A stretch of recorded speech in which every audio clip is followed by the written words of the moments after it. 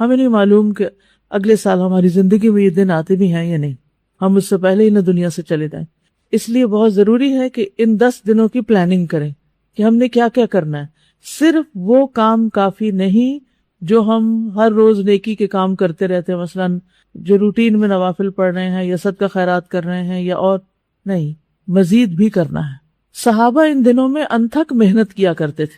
سعید بن جبیر ذوالحجہ کے 10 دن داخل ہونے کے بعد عبادت میں بہت زیادہ کوشش کرتے تھے، حتیٰ کہ وہ اتنی محنت کرتے کہ لگتا کہ وہ اس کی قدرت نہیں رکھتے، یعنی اپنے آپ کو اتنا تھکا دیتے کہ لگتا کہ بس اب اس سے زیادہ کچھ کر نہیں سکتے، آخری درجے تک. اب نیک اعمال میں سے افضل عمل جو ان دنوں کے لیے پسندیدہ ہے وہ اللہ کا ذکر ہے. نبی صلی اللہ علیہ وسلم نے فرمایا کوئی دن اللہ کے ہاں ان 10 دنوں سے زیادہ عظمت والا نہیں ہے، اور نہ ہی کسی دن کا عمل اللہ تعالیٰ کو ان 10 دنوں کے عمل سے محبوب ہے. یعنی نہ دن ان دنوں سے افضل ہے اور کوئی اور عمل اس سے افضل نہیں. پس تم ان 10 دنوں میں کثرت سے لا الہ الا اللہ، اللہ اکبر اور الحمدللہ پڑھو، یعنی تحلیل، تکبیر اور تحمید. اب اس کے لیے یہ جو کلمہ نا سبحان اللہ والحمدللہ ولا الہ الا اللہ واللہ اکبر، یہ ان تینوں کلمات کا مجموعہ ہے اور اس میں سبحان اللہ کا اضافہ بھی ہے. اسی طرح اللہ اکبر لا الہ الا اللہ واللہ اکبر وللہ الحمد. ٹھیک ہے، اس میں بھی تینوں چیزیں آ جاتی، الحمد بھی آ جاتی ہے، اللہ کی حمد بھی آ جاتی ہے، اور لا الہ الا اللہ اور اللہ اکبر بھی آ جاتا ہے. صحابہ کرام جو تھے ان میں سے ابن عمر اور ابو ہریرہ رضی اللہ عنہما ان 10 دنوں میں بازار کی طرف نکل جاتے اور دونوں تکبیرات پڑھتے، یعنی مل کے بھی پڑھتے. لوگ ان کی تکبیر سن کر تکبیر کہتے، یعنی یہ پڑھتے تو جو سنتا تو وہ بھی کہنا شروع کر دیتا.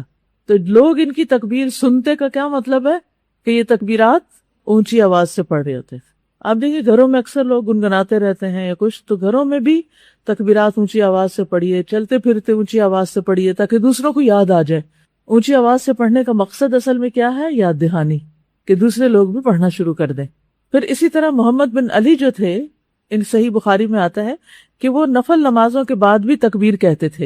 یعنی نفل نماز پڑھ کے، جیسے تہجد کے پڑھے یا چاشت اشراق کے پڑھے یا پھر اس کے علاوہ، تو وہ نفل پڑھ کے بھی تکبیر پڑھتے تھے.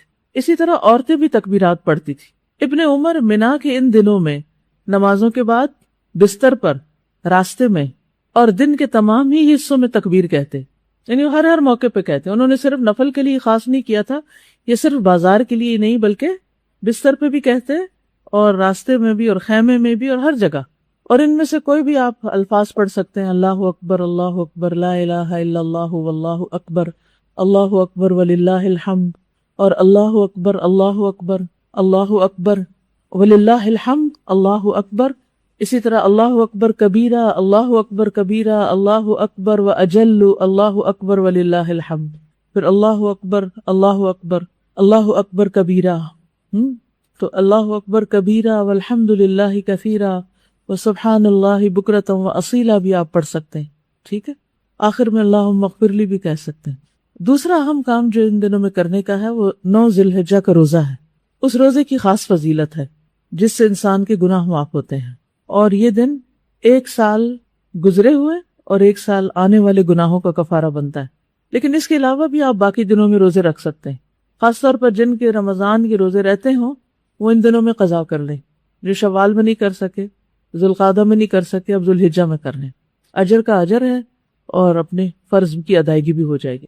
شوال کے روزے تو الگ الگ رکھنے پڑتے ہیں، لیکن یہ آپ ملا کے بھی رکھ سکتے ہیں، کیونکہ ان پہلے 8 دنوں کے روزے کو مخصوص نہیں ہے، یہ ہم نفلی روزے ثواب کی خاطر رکھتے ہیں، لیکن اگر قضا رکھ لیں تو بہت اچھا ہے.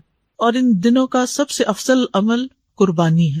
اقوال میں تسبیحات ہے، افعال میں قربانی. تو مجھے امید ہے کہ آپ سب نے قربانیوں کا بندوبست کر لیا ہوگا.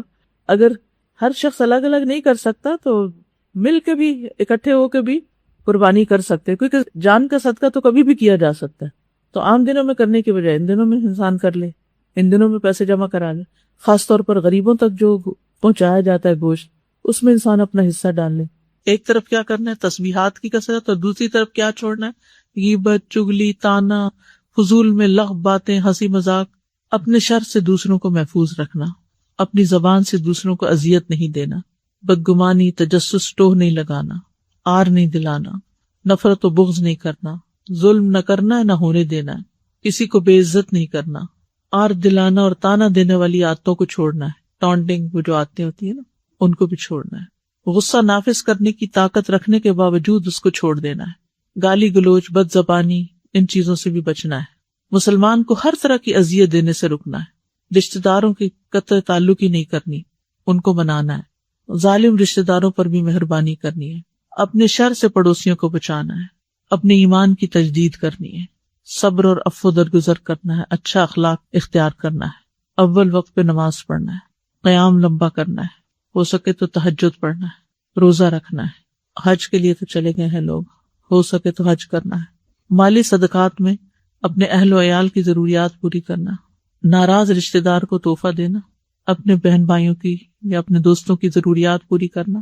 پانی پلانا، ایسا صدقہ جو خود کو محتاج نہ کرے کسی کا، ناراض لوگوں کو آپس میں صلح کرانا، کسی کو خوش کرنا، کسی کو پریشانی دور کرنا، پھر اپنے نفس اور خواہش سے جہاد کرنا، لوگوں کو اپنی برائی سے محفوظ رکھنا، اور صدقے خیرات میں کھانے پینے اور دیگر چیزوں کے علاوہ اچھی کتابیں، اچھے پیمفلیٹس اور خصوصاً اس ٹاپک کی اویئرنیس لوگوں میں کریٹ کرنا ہے، قرآن کی تلاوت میں عام روٹین سے زیادہ پڑھنا، اس کو انکریز کرنا ہے۔ قرآن پاک میں اللہ سبحانہ و تعالیٰ کا ارشاد ہے وَاذْكُرُوا اللَّهَ فِي أَيَّامٍ مَّعْدُودَاتٍ، اور گنتی کے چند دنوں میں اللہ کا ذکر کرو۔ یہ آیت حج کی مناسبت سے قرآن پاک میں آئی ہے، اور یہاں گنتی کے چند دن مناسک حج کی ادائیگی کے دوران جو دن آتے ہیں وہ مراد ہیں۔ ایک اور جگہ پر آتا ہے وَاذْكُرُوهُ كَمَا هَدَاكُمْ، اور اس کا ذکر کرو، اس کو یاد کرو جیسا کہ اس نے تمہاری رہنمائی کی ہے، یعنی اللہ کے ذکر میں بھی اللہ تعالیٰ کی دی ہوئی رہنمائی کو مد نظر رکھنا بے حد ضروری ہے۔ وہ رہنمائی کیا ہے؟ اس کے لیے ہم رسول اکرم صلی اللہ علیہ وسلم کے اسوہ حسنہ کو دیکھیں گے، کیونکہ قرآن پاک میں اللہ سبحانہ تعالیٰ فرماتے ہیں قُلْ إِن كُنتُمْ تُحِبُّونَ اللَّهَ فَاتَّبِعُونِي يُحْبِبْكُمُ اللَّهُ وَيَغْفِرْ لَكُمْ ذُنُوبَكُمْ، کہہ دیجئے کہ اگر تم اللہ سے محبت رکھتے ہو تو میری پیروی کرو، اللہ تم سے محبت کرے گا اور تمہارے گناہوں کو معاف کر دے گا۔ تو ذکر کرنے کے معاملے میں بھی ہمیں نبی صلی اللہ علیہ وسلم کی اطاعت کرنا ہے، آپ کا اتباع کرنا ہے، اور یہ دیکھنا ہے کہ آپ نے مختلف مقامات پر کیا ذکر کیے۔ تو آج ہم حج کی مناسبت سے کچھ مسنون اذکار کا ذکر کریں گے۔ سب سے پہلے تو جو شخص گھر سے جا رہا ہو، یعنی حاجی جو حج کرنے کا ارادہ رکھتا ہو، جب گھر سے جانے لگے تو گھر والوں کے لیے دعا کرے۔ قدرتی بات ہے جب انسان اپنے گھر والوں سے جدا ہوتا ہے تو ان کی فکر بھی ہوتی ہے اور اداسی بھی ہوتی ہے، تو ایسے موقع پر ذکر سکھایا گیا۔ ابن ماجہ کی روایت میں آتا ہے استودعکم اللہ الذی لا تضیع ودائعہ، ترجمہ ہے اس دعا کا میں تمہیں اللہ کے سپرد کرتا ہوں جس کے پاس رکھی گئی امانتیں سلامت رہتی ہیں، یعنی گھر والوں کو انسان اللہ کے سپرد کر کے روانہ ہو تاکہ اسے بار بار پیچھے کی فکر نہ ہو۔ پھر گھر والوں کے لیے بھی آتا ہے کہ وہ بھی جانے والے کو دعا دیں۔ وہ کیا کہیں؟ ترمذی کی روایت میں آتا ہے استودع اللہ دینک و امانتک و خواتیم عملک، میں تمہارا دین، امانت اور آخری عمل اللہ کی حفاظت میں دیتا ہوں، یعنی جاتے ہوئے تمہیں یہ دعا دیتا ہوں کہ تم اللہ کی حفاظت میں رہو اپنے دین، امانت اور اعمال کی سلامتی کے ساتھ۔ جب گھر سے نکلے تو یوں کہے، ابو داؤد کی روایت ہے بسم اللہ توکلت علی اللہ لا حول ولا قوت الا باللہ، اللہ کے نام کے ساتھ میں نے اللہ پر توکل کیا، نہ کسی کو نیکی کرنے کی قوت ہے اور نہ برائی سے بچنے کی طاقت ہے مگر اللہ کی توفیق سے۔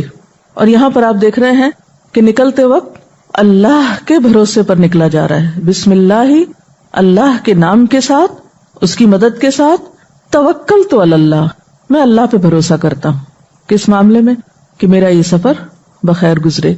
پھر اسی طرح ایک اور دعا بھی ہے، مشکات کی روایت ہے اللہم انی اعوذ بک ان اضل او اضل او اظلم او اظلم او اجہل او یجہل علی، یا اللہ میں تیری پناہ مانگتا ہوں اس بات سے کہ میں گمراہی اختیار کروں یا کوئی مجھے گمراہ کرے، میں کسی پر ظلم کروں یا کوئی مجھ پر ظلم کرے، میں کسی کے ساتھ نادانی سے پیش آؤں یا کوئی میرے ساتھ نادانی سے پیش آئے۔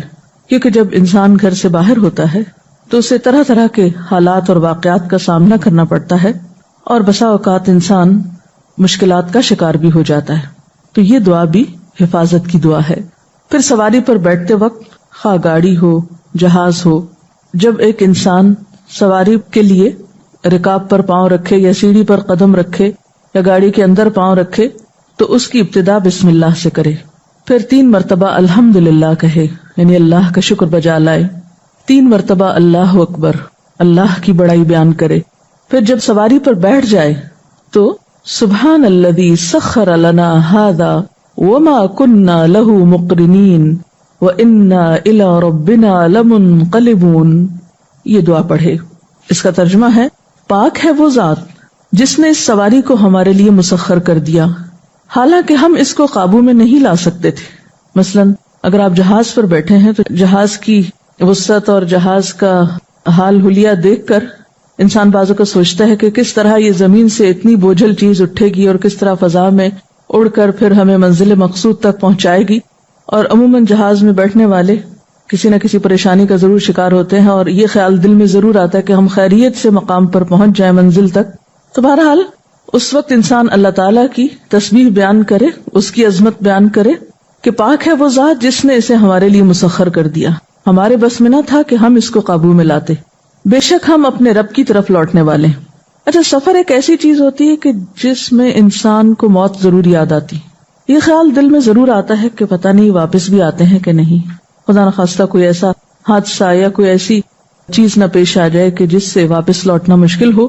تو اس موقع پر یہ دعا کہ ہم اپنے رب کی طرف پلٹنے والے ہیں، کہ جس طرح آج اس گھر کو عارضی طور پر چھوڑ کر جا رہے ہیں، ایک دن آئے گا کہ ہم اس گھر کو ہمیشہ کے لیے چھوڑ جائیں گے، اور بندہ مومن کے دل میں آخرت کا احساس اور اپنے رب کی طرف واپس پلٹنے کا احساس ہمیشہ تازہ رہنا چاہیے۔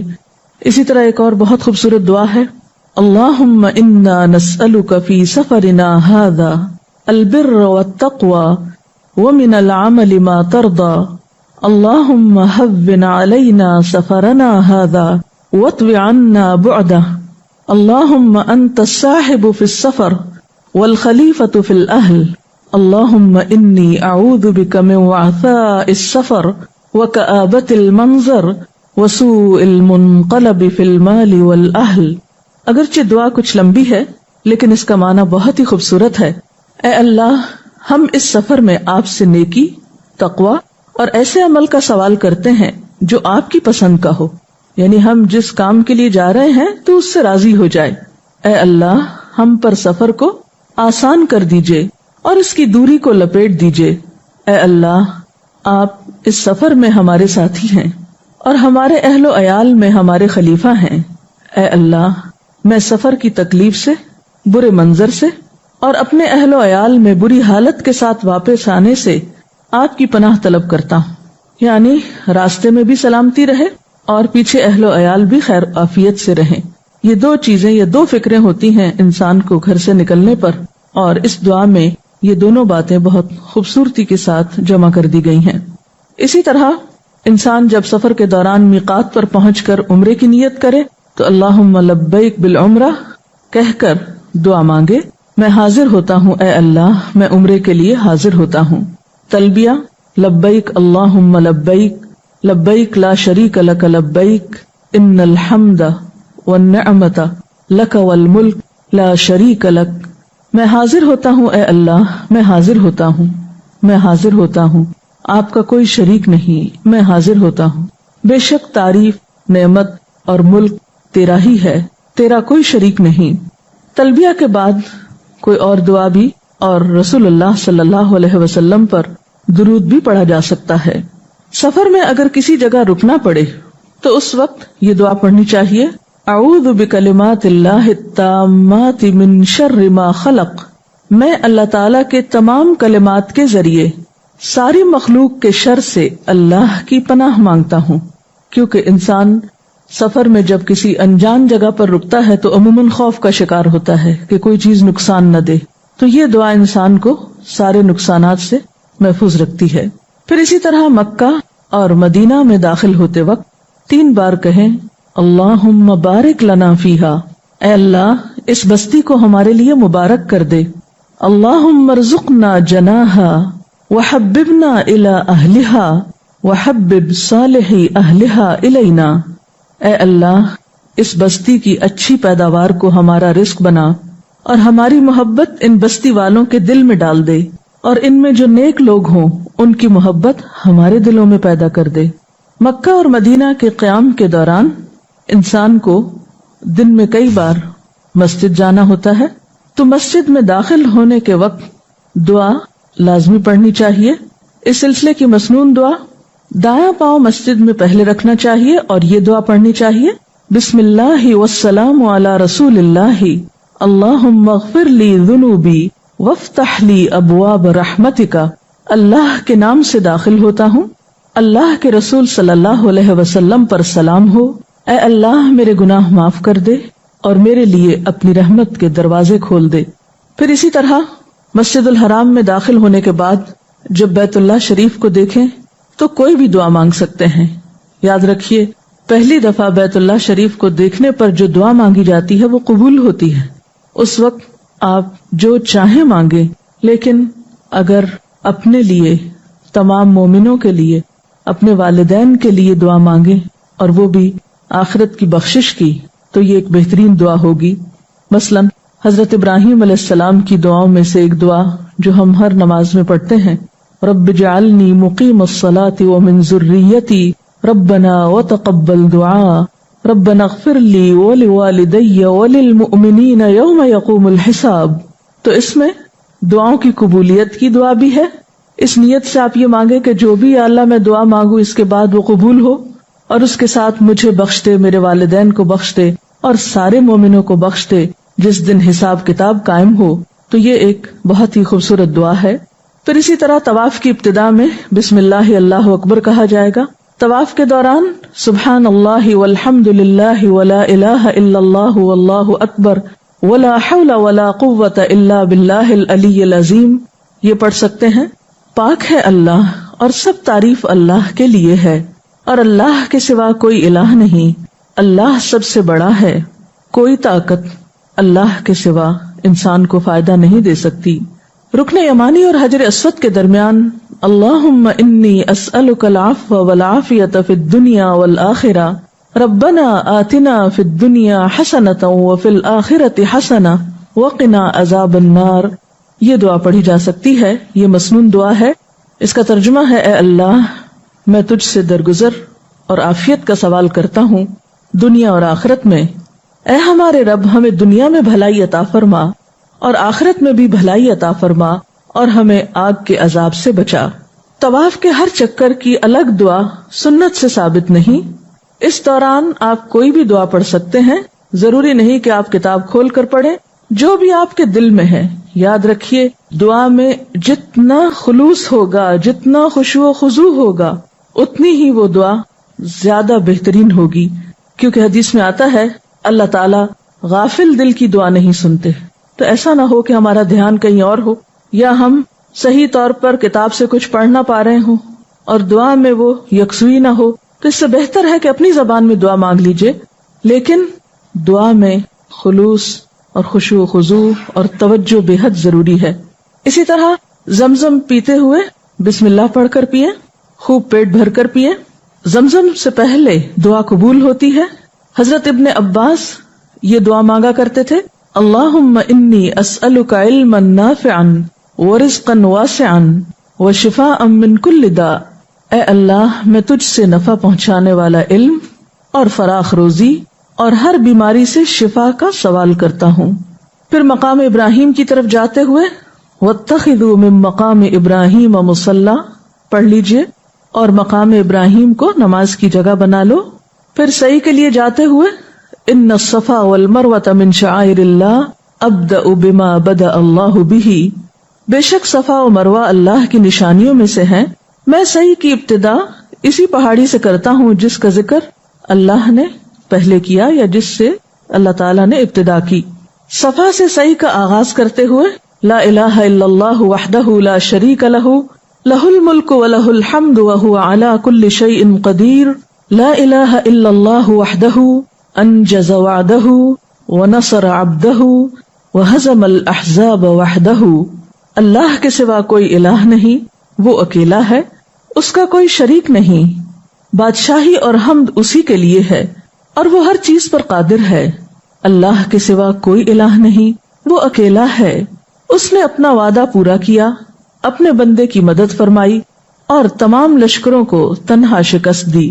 عرفات کی طرف جاتے ہوئے، جیسا کہ آپ جانتے ہیں کہ میدان عرفات قبولیت دعا کی بہترین جگہ ہے. یوم عرفہ قبولیت کا دن ہے اور میدان عرفات میں مانگی جانے والی دعا ترمذی کی روایت میں لا الہ الا اللہ وحدہ لا شریک لہ لہ الملک ولہ الحمد وہو علی کل شیء قدیر ہے.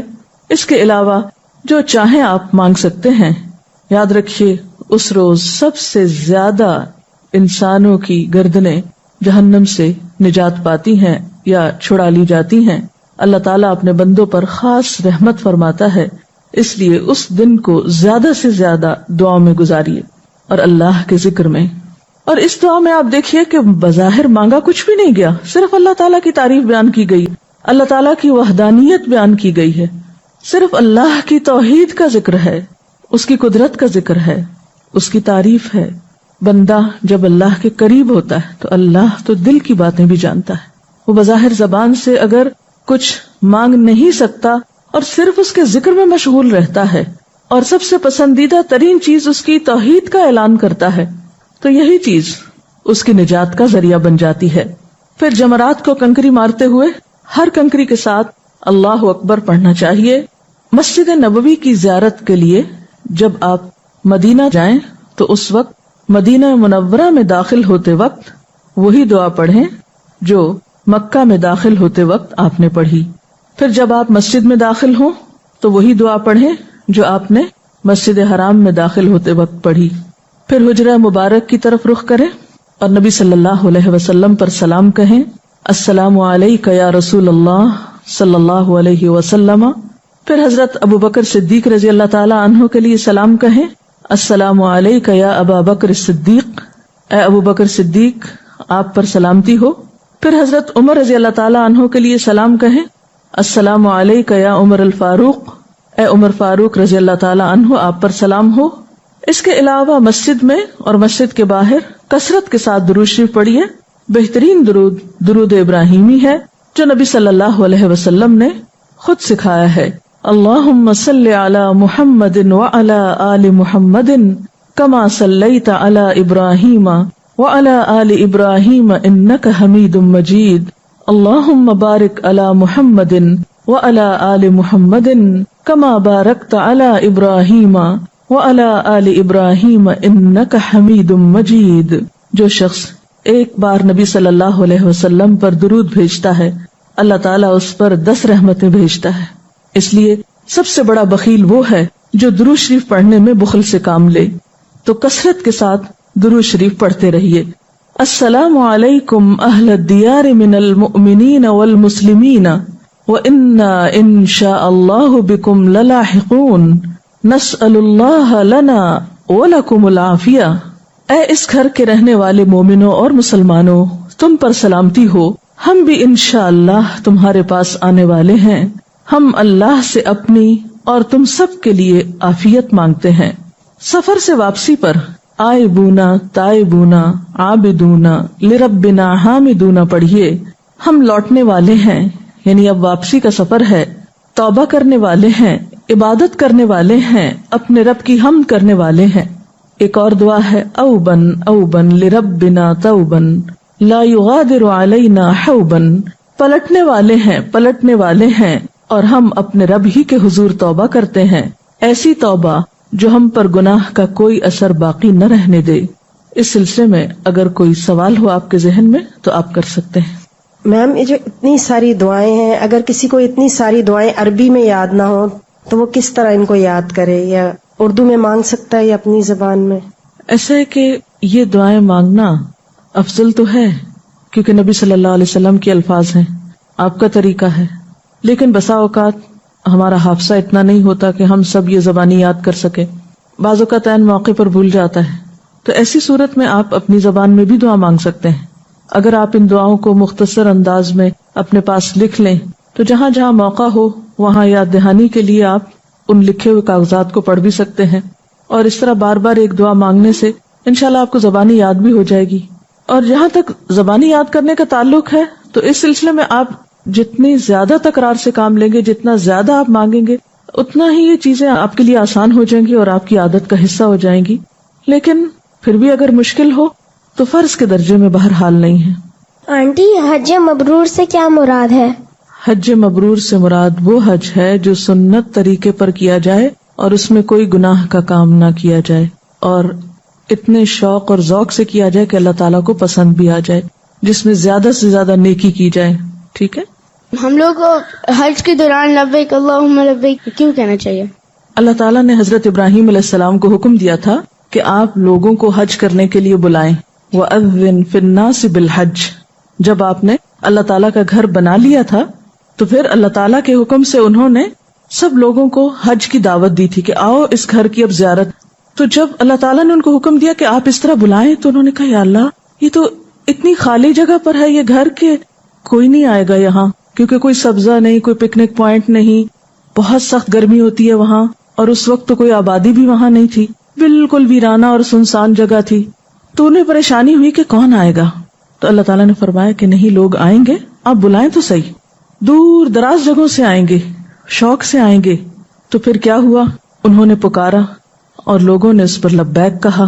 لبیک کا مطلب ہوتا ہے ہم حاضر ہیں، ہم آ رہے ہیں، ہم آئیں گے. اور جب حج شروع ہوتا ہے، جو ہی ہم احرام پہنتے ہیں تو ساتھ ہی ہم کہتے ہیں لبیک، میں حاضر ہو گیا، میں آ رہا ہوں. اللہ تعالیٰ آپ نے بلایا، حضرت ابراہیم علیہ السلام نے ہمیں پکارا اور نبی صلی اللہ علیہ وسلم نے ہمیں اس پر عمل کر کے دکھایا، تو ہم بھی پورے ذوق، شوق اور محبت کے ساتھ آ رہے ہیں. اس لیے کہتے ہیں. پوچھنا چاہوں گی کہ یہ بات درست ہے کہ یوم عرفہ جو عرفات کا دن ہے اصل حج وہی ہے، یعنی اگر کوئی عرفات کے دن حاضر ہو جاتا ہے تو اس کا حج ہو جائے گا؟ جی، اس لیے کہ نبی صلی اللہ علیہ وسلم نے فرمایا ہے الحج عرفہ، حج عرفات میں حاضری کا نام ہے. اور عرفات میں حاضری کے بغیر حج نہیں ہوتا. یعنی اگر کسی شخص نے باقی سارے کام کر لیے اور عرفات میں حاضر نہیں ہوا، جیسے اہل عرب جاہلیت میں کیا کرتے تھے کہ وہ اپنے لیے یہ ضروری نہیں سمجھتے تھے، یعنی خصوصاً قریش مکہ، کہ وہ عرفات تک جائیں. وہ سمجھتے تھے کہ باقی لوگوں کا وہاں جانا ضروری، ہمارا جانا ضروری نہیں. تو آپ صلی اللہ علیہ وسلم نے اس کی تاکید کی، اور وہ بھی زوال آفتاب کے بعد. یعنی جب ہوٹل کی تلاش کرتے ہیں تو ایسی مشقت میں خود کو نہ ڈالیں، پہلے آپ اپنے ٹھکانے کو تلاش کر لیں، وہاں انتظام کر لیں، کھائیں پیئیں، آرام کریں.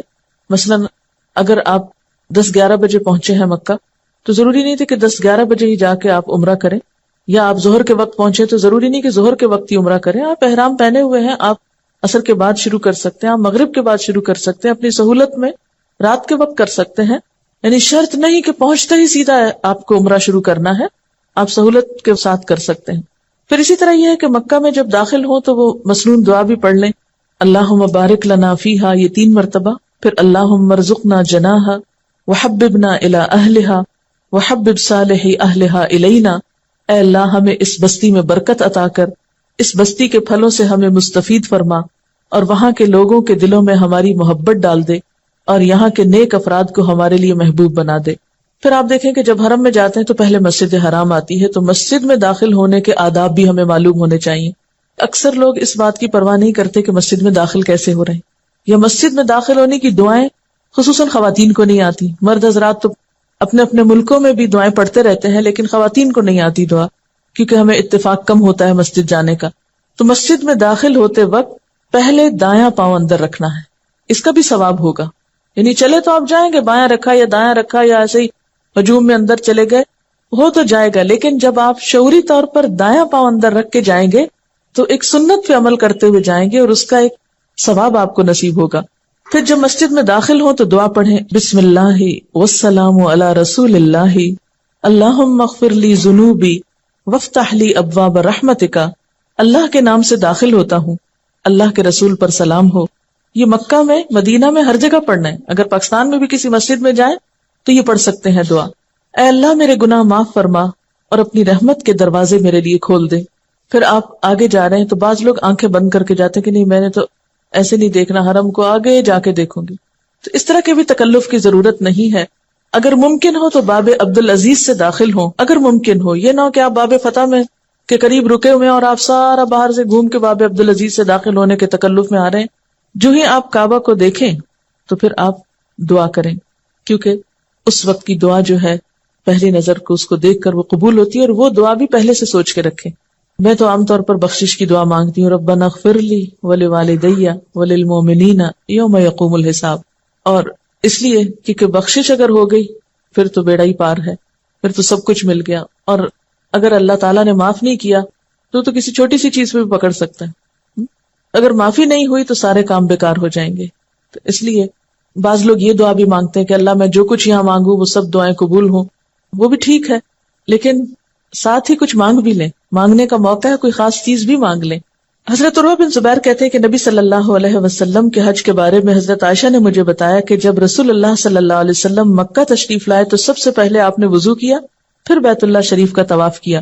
تو اس سے پتہ چلتا ہے کہ طواف کے لیے وضو شرط ہے. اب آپ دیکھیں کہ حرم میں جا کر آپ طواف کریں گے. طواف میں 2-3 چیزیں جن کے بارے میں ہمیں کانشیس ہونا چاہیے. ایک تو یہ کہ طواف کے وقت بہت ادب اور احترام ہونا چاہیے، اور اس میں بھی دوسروں کو تکلیف دینے سے پرہیز کرنی چاہیے. کسی کو کونی مار کے یا دھکا دے کے آگے نکلنے کی کوشش نہ کریں. پھر بعض لوگ ہاتھ پکڑ پکڑ کے پورا گروپ بنا لیتے ہیں اور پھر نہ وہ کسی کو آگے جانے دیتے ہیں، رستہ روک دیتے ہیں. یہ بھی دوسروں کی اذیت کا سبب ہوتا ہے. کوشش کریں کہ آپ جگہ مقرر کر لیں جن کے ساتھ بھی آپ نے مل کے طواف کرنا ہے.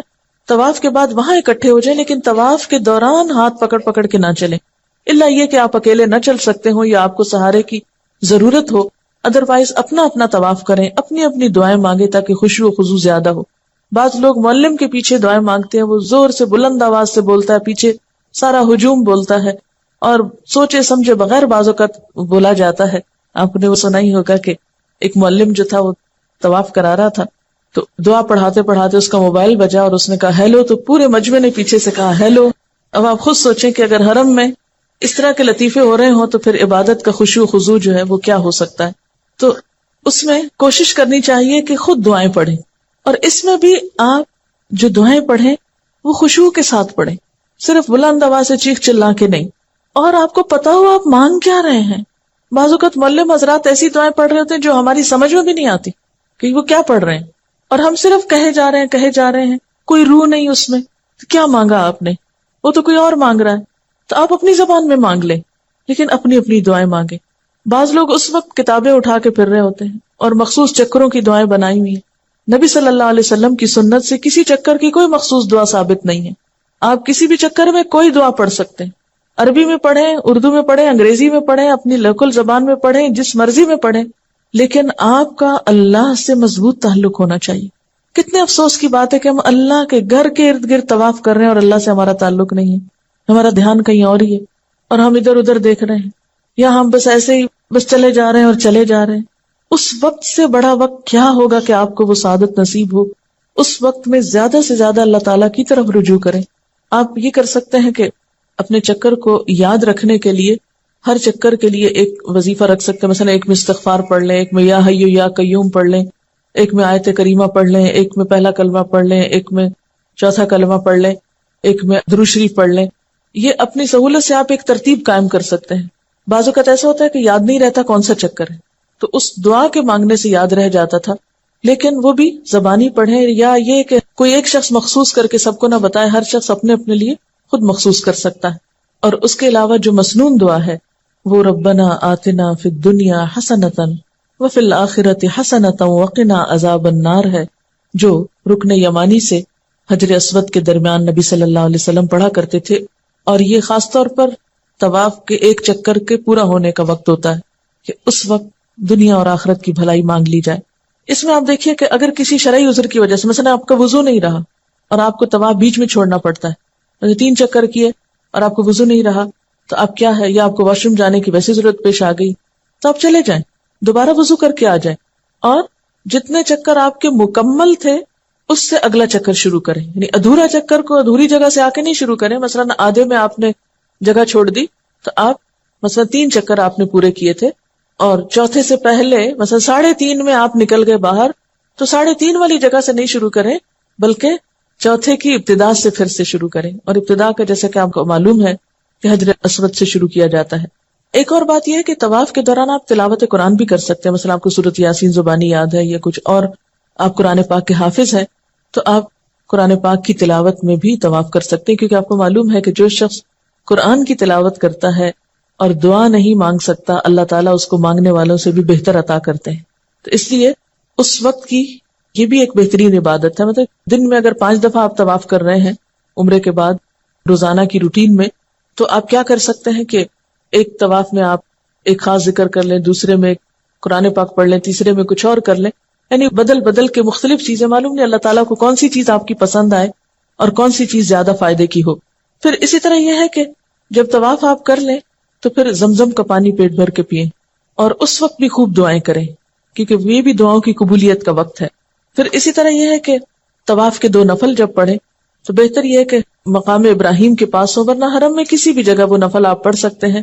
ان نفل کے بعد بیٹھ کر، مثلا اگر آپ نے کتابیں پڑھنی ہیں، مطلب مجھے کچھ دعائیں جیسے زبانی ابھی تک یاد نہیں ہیں طویل ہونے کی وجہ سے، یا ان کی ترتیب بھول جاتی کہ کتنی دعائیں ہیں، ساری نہیں یاد رہتی، تو میں عموماً یہ کرتی تھی کہ وہی جو چھوٹا بیگ ہوتا تھا اس میں دعاؤں کی جو کتابیں رکھی ہوئی ہیں، جب 2 نفل طواف کے پڑھتی تھی تو اس وقت بیٹھ کے اپنی کتاب کھول لیتی تھی اور جتنی جی بھر کے کتابوں میں لکھی ہوئی دعائیں پڑھنی ہیں وہ پڑھ لیں.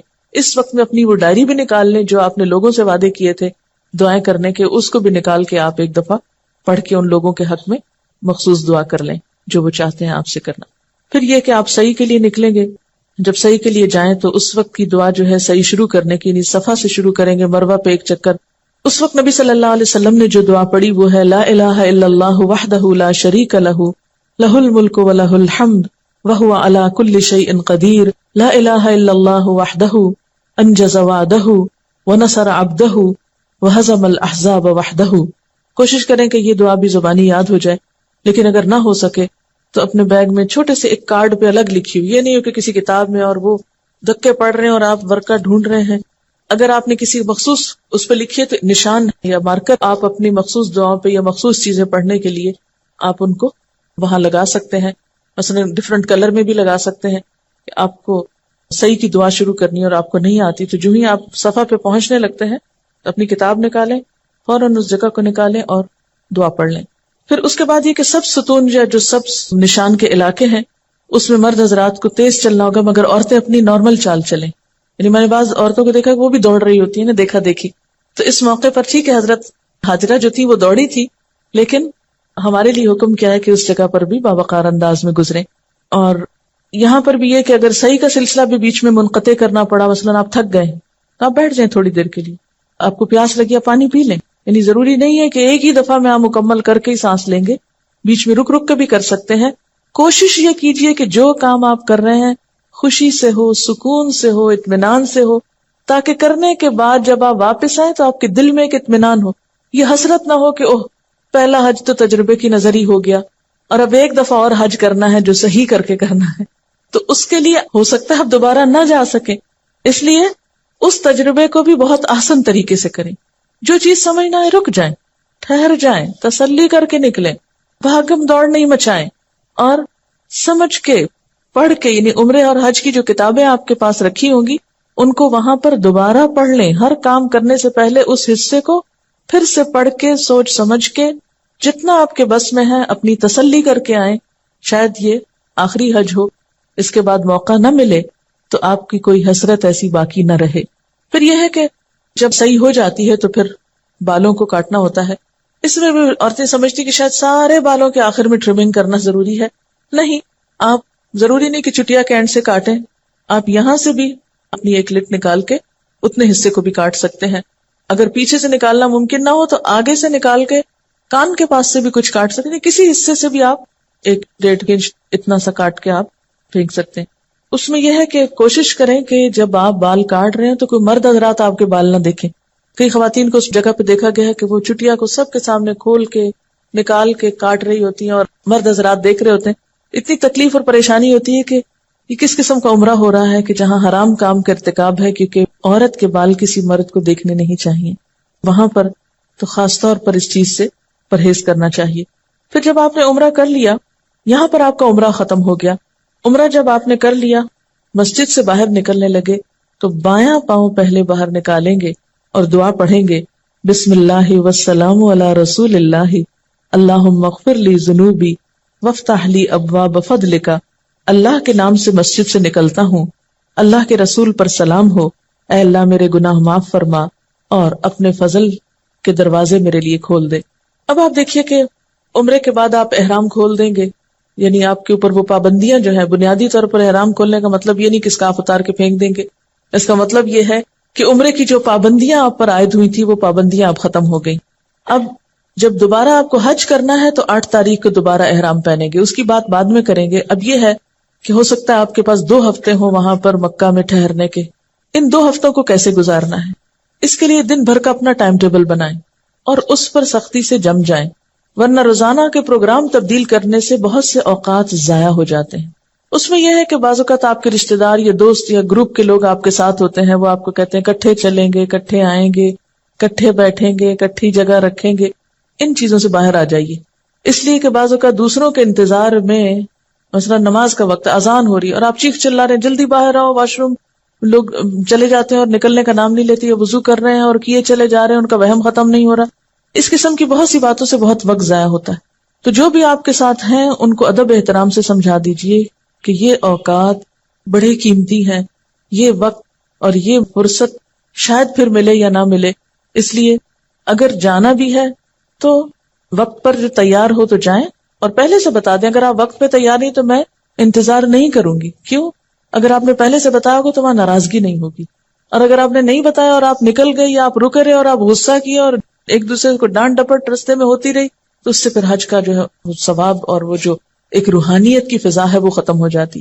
اور دوسروں کو بھی سمجھنا چاہیے کہ ہم سب یہاں عبادت کے لیے ہیں. بعض اوقات ایک شخص کا موڈ ہے شاپنگ کا، وہ دوسرے کو بھی کھینچے چلو میرے ساتھ، وہ میں وہ چیز دیکھ کر آئی ہوں بہت اچھی ہے، تم بھی چل کے دیکھو. ان چیزوں سے پرہیز کرنا چاہیے. دیکھیں چیزیں تو دنیا بھر میں ملتی ہیں، اگر چند دن وہاں چیزیں نہ بھی دیکھی تو کوئی بات نہیں، اور اگر کسی وقت کوئی چیز ضرورت ہے اور آپ کو لینی ہے تو آپ ایسے اوقات میں جائیے کہ جب آپ عبادت سے تھک چکے ہوں اور آپ تھوڑا اپنے آپ کو فریش کرنے کے لیے تھوڑا ادھر ادھر نکل جائیں. ورنہ نمازوں کے اوقات میں، عبادت کے اوقات میں، فریش اوقات میں بازاروں میں گھومنا جو ہے یہ اپنے وقت کو ضائع کرنا ہے. اب یہ ہے کہ روزانہ آپ تہجد پڑھنے کی کوشش کریں کہ ایک نفل کا ثواب بھی وہاں بہت زیادہ ہے، اور تہجد کے وقت کی دعائیں بھی قبول ہوتی ہیں، اور اللہ کا گھر ہے سامنے تو دعاؤں کی قبولیت کے خاص مواقع ہیں. اس لیے تہجد کی اذان سے کچھ پہلے ہی اٹھ جائیں، اور اٹھنے کے بعد یہ ہے کہ آپ کوشش کریں کہ مسجد میں آ کر آپ کو تہجد کی اذان ملے. جب آپ گھر سے نکلیں گے دعائیں پڑھتے وقت، ذکر کرتے ہوئے پھر آپ وہاں پہنچیں گے، مسجد میں مسنون طریقے سے داخل ہوں گے، دعا پڑھ کے داخل ہوں گے، آپ مسجد کے نفل پڑھیں گے، اور پھر اذان ہوگی، اذان کا جواب دیں گے. اذان کا جواب دے کر جو دعا پڑھی جاتی ہے وہ بھی قبول ہوتی. بہت سے لوگ لا علمی کی وجہ سے اس وقت کو ضائع کرتے ہیں، یعنی وہ قبولیت کا وقت ہے اور لوگ باتوں میں مصروف ہیں یا سو رہے ہیں یا کسی اور شغل میں ہیں. تو کوشش کریں کہ اذان آپ کو حرم میں ملے یا راستے میں ملے. اگر راستے میں ملتی ہے اذان، یعنی 5 اذانوں میں سے یا تہجد کی اذان میں سے سب کی بات میں کر رہی ہوں اس وقت مشترکہ طور پر، تو آپ اذان کا جواب دیں، کسی سے بات نہیں کریں، اور اس کے بعد خصوصی دعا کریں اپنے لیے. پھر آپ مسجد میں پہنچیں، آ کر مسجد کے نفل پڑھیں. پھر تہجد کا وقت ہے اگر تو تہجد وہیں پر آپ ادا کریں. پھر فجر کی اذان ہو تو اس کا جواب دیں، پھر اس کی دعا پڑھیں، اذان کے بعد کی دعا. اس کے لیے پیارے رسول کی پیاری دعائیں، اگر کتاب چھوٹی آپ کے پاس ہو تو اس میں مختلف مواقع کی، یہ حسن المسلم انگلش ترجمے کے ساتھ اور اردو کے ساتھ موجود ہے، اس میں بھی مختلف مواقع کی دعائیں موجود ہیں. اس کو آپ اسی طرح مختلف پیجز کو مارکر لگا کے رکھ لیں تاکہ جس وقت، اور اگر چھوٹا چھوٹا نوٹ لکھا ہو تو جس وقت کی دعا آپ کو پڑھنا ہے یا جو بھی دعا پڑھنا ہے فوراً اس نشانی کے ساتھ کھول لیں.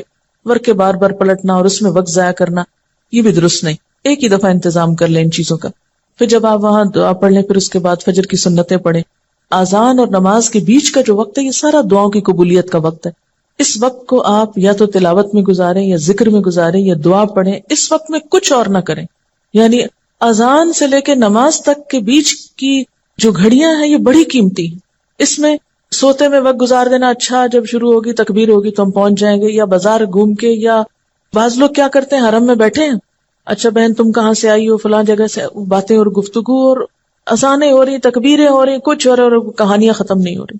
اور بعض خواتین تو مسلسل شاپنگ کی باتیں، اور شاپنگ کر کے بعض اوقات اندر لے آتے ہیں چھپا کے، اور وہ دکھانے کی، یعنی وہاں جا کر بھی ہماری دنیا ختم نہیں ہوتی.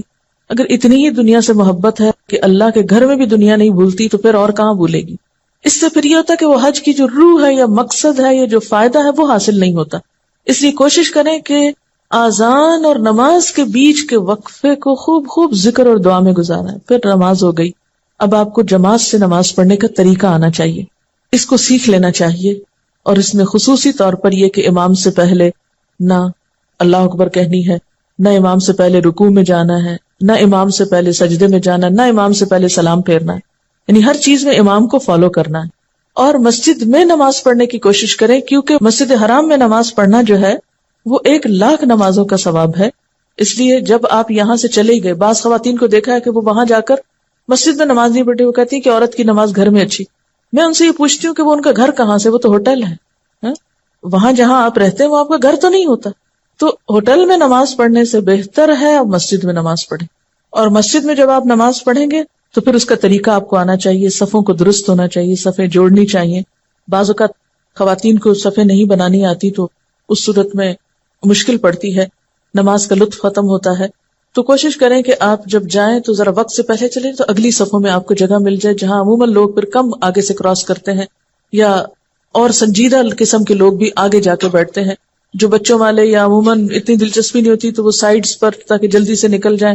تو ایسی جگہوں پر پرہیز کریں بیٹھنے سے. یعنی اگر آپ آئے ہیں اندر تو کوشش کریں کہ ذرا آگے جا کر ایسی محفوظ جگہ پر بیٹھیں کسی پلر کے ساتھ کہ جہاں کم سے کم لوگوں کی آمد و رفت ہو، جہاں آپ یکسوئی کے ساتھ عبادت کر سکیں. پھر اسی طرح یہ ہے کہ نماز کے فوراً بعد مسجد سے نکلنے کی کوشش نہ کریں. خواتین کو ذرا رک کے نکلنا چاہیے، کیونکہ مردوں کے ہجوم ہوتے ہیں نکلتے ہوئے، اس وقت پہ بہت ٹکراؤ ہوتا ہے. حتیٰ کہ جوتا جب پہن رہے ہوتے ہیں تو پیچھے سے بھی دھکے پڑ رہے ہوتے ہیں. تو کوشش کریں نماز کے بعد آپ سنت پڑھیں، سنت کے بعد نفل پڑھیں، ایکسٹرا نفل پڑھیں، تلاوت کریں، ذکر کریں، دعائیں مانگیں. اور جب آپ دیکھیں کہ اب رش چھٹ گیا ہے پھر آپ اٹھیں اور مسجد سے باہر آئیں. اب اس کا یہ مطلب نہیں کہ دعاؤں اور نماز میں اتنا مشغول ہو کہ آپ کسی سے کوئی سلام دعائی نہ کریں. جب آپ نماز پڑھ چکے اپنے کام سے فارغ ہو جائیں تو پھر آپ دیکھیں دائیں بائیں کون بیٹھا ہے، سلام کریں، بات کریں اور حال چال پوچھیں. اپنے ملک کے لوگوں کے بھی، دوسرے ملکوں سے آئے ہوئے لوگوں کے بھی اپنے بارے میں بتائیں، ان کے بارے میں جانیں. کیونکہ حج کا مقصد کیا ہے؟ لوگوں کی باہم ملاقات بھی ہو، ایک دوسرے سے تعارف بھی ہو، ایک دوسرے سے کچھ سیکھا بھی جائے. اور اس میں آپ تھوڑی بہت دنیا کی بات بھی اگر آپ کر لیتے ہیں، کھانے کپڑے کی بھی ہلکی پھلکی، جب آپ نماز وغیرہ سے فارغ ہو کے ہر چیز سے بالکل، تو اس وقت میں کوئی حرج نہیں. لیکن نمازوں کے انتظار کے وقت میں نہیں، دعاؤں کی قبولیت کے وقت میں نہیں. پھر اسی طرح یہ ہے کہ اس وقت میں اپنے پاس چھوٹی چھوٹی کوئی ایسی چیز ہو جو دوسروں کو آپ دے سکیں، بانٹ سکیں. وہ اگر آپ جاتے وقت یہیں سے لے جائیں، مثلا دعاؤں کے کارڈ لے جائیں. کچھ مثلا شادی کارڈ گھروں میں وش کارڈز پڑے ہوتے ہیں فالتو بیکار، ان کے اوپر کاٹ کر کچھ اپنے ہاتھ سے دعائیں لکھ لیں. وہ آپ مختلف لوگوں کو، یا احادیث لکھی ہوئی ہوں وہ آپ وہاں پر